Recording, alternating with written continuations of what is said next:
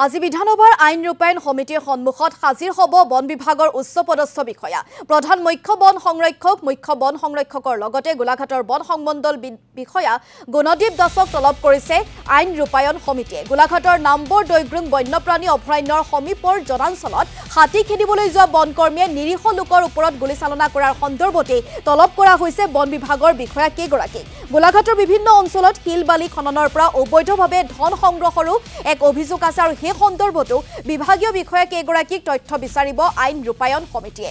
উল্লেখযোগ্য যে বিধায়ক মৃণাল শইকীয়াইও গোলাঘাট বন বিভাগৰ বিৰুদ্ধে উত্থাপন কৰিছিল এনে বহু অভিযোগ। গোলাঘাট যেটো বন চলি আছে বন বিভাগ সেইটো কেনেকে কি চলি আছে নাজানো। সিহঁতৰ এটাই ধান্দা যে কেনেকে ক'ত আমি পইচা লুটিব পাওঁ। কাৰণ দেখা যায় যে যিসকল লোকে নিজৰ পাছফালে নদীখন আছে, দৈগুং নদীখনে আছে, ধৰক এগাড়ী বালি লৈ যাব খোজে, সেইবিলাকে পইচা ঠিকে দিব লাগিব ফৰেষ্টক, যিটো ইলিগেল মানি। কিন্তু যিসকলে ফকলেণ্ড চলাই থাকে, ফকলেণ্ডেদি নদীত কাম কৰি থাকে, সেইবিলাকৰ কিন্তু একদম সদায় পাছ থাকে যে সিহঁতি যাব পাৰিব, কাৰণ সিহঁতি মাছলি এটা ব্যৱস্থা কৰিলে। বন বিভাগৰ কেইবাটাও মই কেছ পাইছো, মোলৈ ৰিটেন কমপ্লেইনো গৈছে। এটা হ'ল হাতী এটাক দেখিছিলো যে এখন ফকলেণ্ডে খুন্দিয়াই আছিল।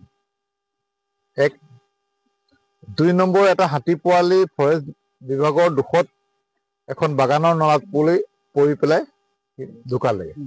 পাছত ফৰেষ্ট বিভাগে কি কৈছে, বাগানৰ মালিককে ড্ৰাইভাৰটো কৈছে যে বাগানত নলা কিনে, বাগানবিলাকত নলা থাকিবই, মানে এইটো পইচা এটা খাব খুজিছে। দ্বিতীয়টো এটা হ'ল হাতী ওলাওঁতে ফটকা ফুটাইছিল আমাৰ কোৱানী পথাৰৰ এজন মজদুৰ মানুহে, আদিবাসী মানুহে। তেওঁক এজন ফৰেষ্ট অফিচত থকা মানুহে আহি গুলিয়াইছে। এই গোটেইকেইটা অভিযোগ পোৱাৰ পাছত আমি গোলাঘাটৰ DFO, আমাৰ PCCF, এনেকুৱা ফৰেষ্ট ডিপাৰ্টমেণ্টৰ বিষয়ববীয়াসকলক 7 তাৰিখে গুৱাহাটীলৈ আমি তলব কৰিছোঁ। আমাৰ এখন কমিটি আছে, আইন ৰূপায়ণ সমিতি বিধানসভাৰ, তাৰ সন্মুখত হাজিৰ হৈ তেওঁলোকে এইবিলাকৰ ওপৰত কৈফিয়ত দিব লাগিব। আমি এই বিষয়ে আমি শুনাৰ পিছত আমি ACFক লৈ এটা কমিটি বনাই দিছোঁ আৰু আমি নিজেও থাকোঁ, তদন্ত আমি ভিতৰে কৰি আছোঁ। কোনোবা যদি ষ্টাফক পাওঁ তেনেকুৱা আমি নিয়মমতে ব্যৱস্থা ল'ম। আমি চৰকাৰীভাৱে মাতিছে, আমি উপস্থিত হ'ম তাতে আমাৰ PCC আমি হেড অফিচত গৈ আমি আমাৰ উপস্থিতি দিম। তাৰপিছত চৰকাৰীভাৱে তেওঁলোকে আমাক যোগ মাতে, তালৈকে যাম আমি। এতিয়া যিখন চৰকাৰী মতে চিঠি আহিছে, PCCF, CCF আৰু DFOকো মাতিছে।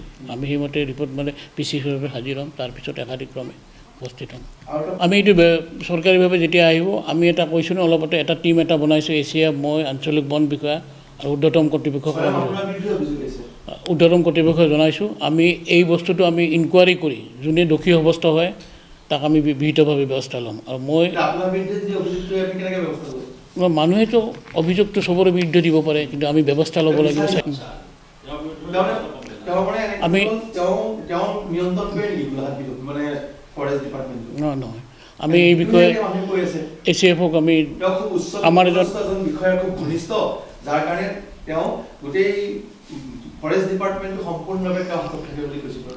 মোৰ ওচৰত এজন IFS অফিচাৰ নিযুক্তি কৰিছে, তেখেতক এই বিষয়ে মই ইনকুৱাৰী কৰিবলৈ নিৰ্দেশ দিছোঁ।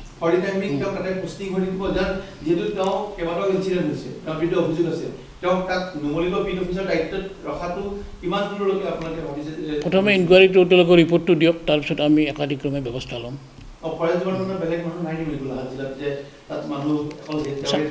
ইনকুৱাৰীটো অহাৰ পিছত আমি তেওঁলোকক একাধিক্ৰমে